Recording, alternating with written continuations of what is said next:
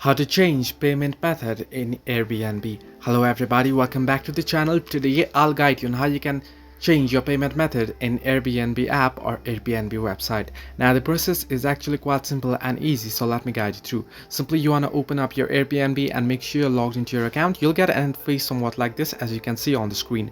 Now here at the bottom you can see various different options there. You can see explore, wishlist, trips, inbox and profile. You want to tap on the profile option at the bottom right corner of your screen. Once you tap on profile, you can see under settings you can see personal information, login and security, and after it you can see payment and payouts. Simply tap on payments and payouts option and you can see the very first option, payment methods. Now if you want to change your currency, you can tap at the currency that is shown at the top right corner of the screen. You can see the Australian dollars showing up there. If you tap on it, you'll be able to choose a currency. However, if you don't want to choose it, if you just want to add a payment method, you can simply head into payment methods option, and here you'll be able to add payment method, and if you already have one, you'll still be able to add it or change it. So hope this helped you. Do like and subscribe, and do not forget to leave a comment down below if you have any further issues.